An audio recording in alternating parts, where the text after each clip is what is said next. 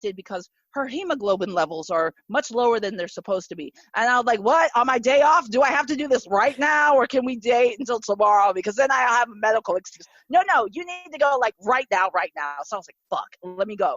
And I didn't, like, you know, I will go. Oh, I'm sorry. I totally cursed. It's fine. I'm sorry. Like, I'm like knocking I'm like you a down. truck driver. Don't worry. I'm like, I'm already threatening your standing on the Apple iTunes charts with my black people keloid eyeballs. No, we're fine. Now you're getting like that little that guy that's on The Price is Right, that goes off the cliff. You're like, oh, Cindy's like never invited me on this podcast again. No. So the deal is like, you know, if a doctor tells me to do something, I do it because I trust them for the most part. I do trust them. So I was like, I don't know, like, where do I go? Where do I take her? And they're like, yeah, just go take her to Jackson South. I was like, okay. Worst mistake ever. Like, I'm not trying to knock public hospitals, but you do not want to go to a public hospital on a holiday weekend, because that's when all the craziness happens. People have too much time on their hands. So that's when you get all the barbecue burns and all the drunks that are on their jet skis. They're like breaking legs. People that try like sampling drugs that they don't normally do. Like, there was literally, we sat in that emergency room for 13 hours waiting for my mom to get, like, first to getting a blood test, then for them to evaluate the test. My mom started getting loopy. Like really, like, you know, my mom is older. Like, you cannot have like a senior citizen waiting for 13 hours in a tiny offset waiting room with no windows. Like, I mean, it was bad. Like, that's bad.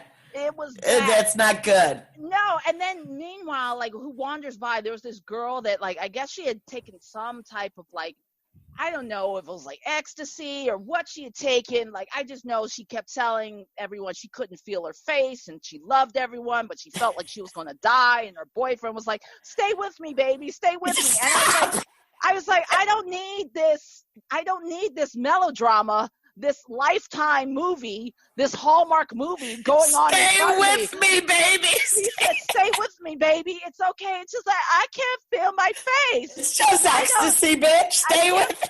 I can't feel my face. And what is going on with the world? And I was like, could we please move it along, please? Like, clearly, could we please move along? So I had such a stink about it because there was a guy, an older gentleman who was in the waiting room. He went there because of heart problems, like chest pains. They had that guy waiting in the waiting room, him and his wife, and he had a touch of dementia. And he was like saying, look, I'm not going to wait here any longer. I've been here for 7 hours. So either I'm going to have a heart attack or I'm not. I'm leaving. And I was like, sir, I don't think you're supposed to leave. Like, you know, he was like, no, I can't take this anymore. If I'm going to die, at least let me die at home. Let me die at home. Oh, my God. That's crazy, because people always say, like, if you wanted to go into the emergency room and get treatment fast, say it's you're having chest pains. Yeah. They're just like, oh, hell, we don't care. Exactly. So this guy, he ended up leaving. Like, they had him sign papers that said you're leaving of your own reconnaissance or whatever. And I was like, okay, I have to make up my mind now. Like, we're now on hour 11 and a half. Like, no, 12 and a half. Hour 12 and a half. My mom had gotten her blood taken like maybe 7 hours prior. I was like, how long does it take for somebody to figure out what's up with her blood? Do I just like leave at this point? I've invested so much time. It was like a bad relationship with a boyfriend. I put in so much time. It's only a matter of time that he makes it big. Do I leave now, or is some other heifer about to like profit off of my pain and misery and investment? Right. So I finally made a stink about it. It's like, look, my mom is fading. Like, she hadn't eaten. She hadn't slept. She hadn't had her nap. Like, it was cold in there. It was so much going on. And I said, look, you know, could you please? And then finally someone said, okay, well, yeah, it's really low. Her levels are really low, but not low enough to get a blood transfusion. So you can go home. And I was like, did it really take this long to figure that out? Because we could have been 2 less seats in the emergency room. And of course, I tell this to my buddies who work in the medical field. And they were like, well, why did you go to Jackson? That's a public hospital. Everybody knows don't go to a public hospital, especially on a holiday weekend. I'm like, I'm not a doctor. Okay. Right. I don't go to the hospital often enough to know these nuances. All right. I Right. just know that they told me to take her there. I went because my mom is pretty healthy. But right. But yeah, so that's what started the journey. And then eventually time goes on, blah, blah, blah, blah. And it turns out that she got diagnosed with non-Hodgkin's lymphoma, which is like kind of like a blood lymph node system type of cancer type of thing. So how old was your mom when she got diagnosed? She is officially an old person. Like, I'm not even allowed to tell anyone. Oh, okay. She's like that person. Like, she's not even in this room. Like, as you know, I'm in the comedy bunker. I've carved out. You're in the bunker. That's right. I'm in a nook of my bedroom that is filled with crap. Let me just like. I see a dollhouse. There is a dollhouse behind me. There's shoe boxes full of like dolls, and like, there's a whole thing. Like I sell stuff on like eBay and Macari and all that crap. Right. And I also do a lot of crafting. So then there's a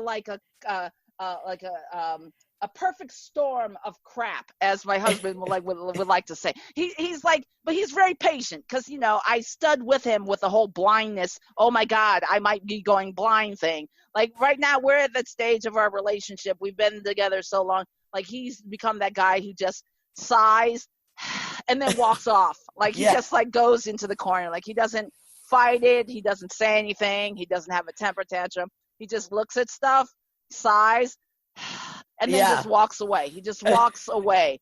But I do sell stuff. Like a lot of this stuff, like it does get sold and stuff. Okay. So like, you know, that's a thing. But yeah, my mom, like there used to be a time, like, you know, my mom is officially retired. She's been retired for at least 15 years. If that like if people like kind of set that, you know, right, the math. But there was a time where like when I would say well, my mom's retired, and people would say, no, that can't be your mom. She's so active and so spry. Like, she looks like she's barely 50 years old. And I'm like, okay, just keep running with that, because that she loves hearing that. Yeah. That she looks so much younger. But now when you look at my mom, you're like, damn, that's a fucking old person. That is a person pushing a walker, like not even a walker, like a rollator. So that's the walker that has the big wheels and has that pouch under the seats. And the brake. And the brake.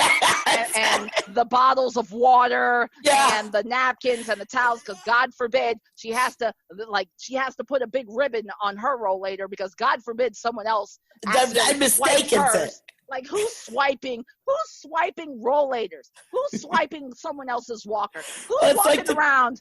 It's like the tennis ball on the antenna. Exactly. Like who's doing that? Who's saying, you know what? My walker that I got free from Medicaid is not as good as that one that you got free from Medicaid. I'm going to take that. Let me take that one. Let me take that piece of crap that you're pushing around.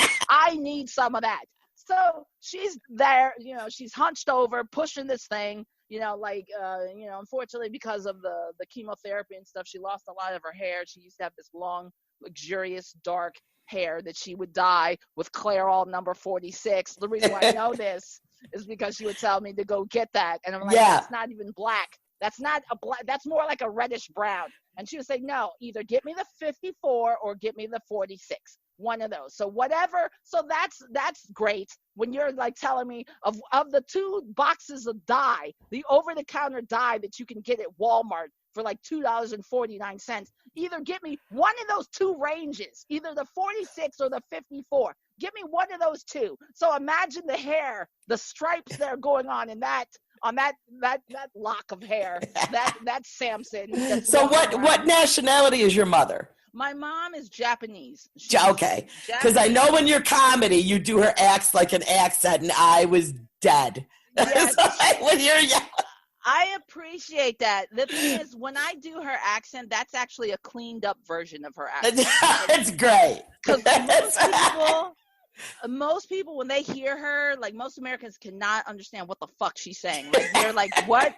They're like, how can you understand your mom? And I was like, well, I've lived with her like most of her life. Right. There's a passel of time where I had my own life. Yeah. But there was like, you grow up knowing, it's just like if someone like grew up with an Italian, grandmother or whoever, you just know it. Like, even though it's really hard with that broken English, but so when I do my mom, I say, "Oh, so I'm here," like I try to do the accent, and even then it's like, she still has she's mastered some words that have the L's and the R's because the there's a it's just like the way their language, like I can't roll my R's for nothing. So like my Spanish is like Peggy Hill, King of the Hill Spanish. Like my Spanish is so flat, like to the point where my kid will say, "Mommy, please stop. Just please stop. You're embarrassing me."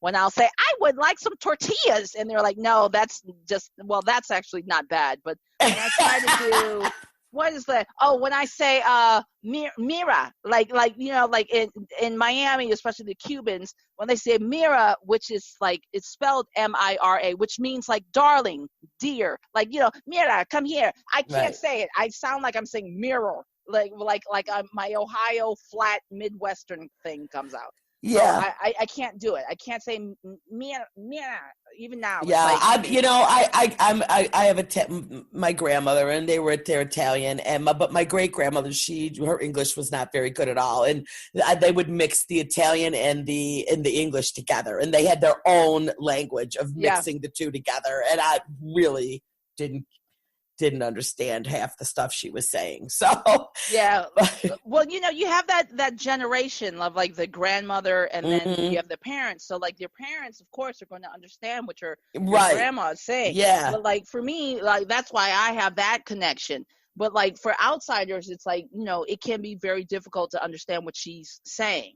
So like when I do her voice, like I clean it up. You clean it up because we got to, right. Because if not, you wouldn't understand. Like it's not even like it's not only the pronunciation, but it's the way that she phrases things. Like I know in English we usually say like subject, and then what we like, it's like English 101, right? So we do subject, and then like okay, so boy runs fast, right? But in Japanese, like a lot of other languages, it would be like boy, but like instead of he, like he and she are kind of like the same. So it's like, it's almost like they. So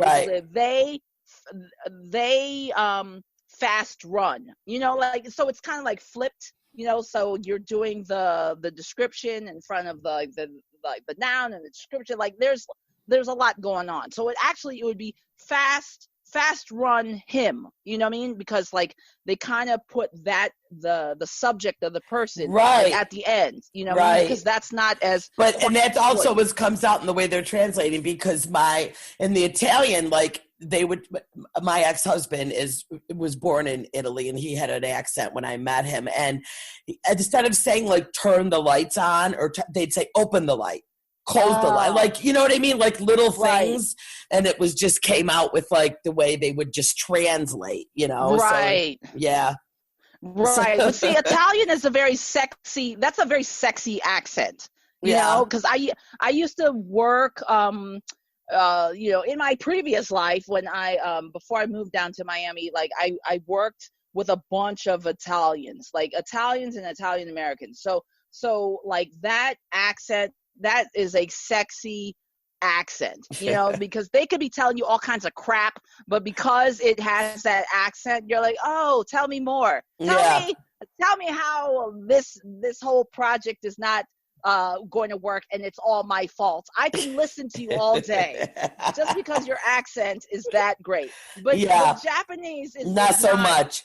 No, not so much, because with Japanese, like typically, like the women speak very softly, like, so it's more like I'm not even going to like try it, but it's like if you listen to it, like if you thought about it as like music, like a Japanese woman would talk like this, and like it's very meek, because you shouldn't be showing your teeth, because that is a sign of rudeness. So like even when you're laughing, this is why you like cover your mouth when you're laughing, because like I want to be like childlike and very non-threatening and very much like that. But Japanese men are like very strong and like you want to be very like, you know, so when you're watching like a typical, like stereotypical, like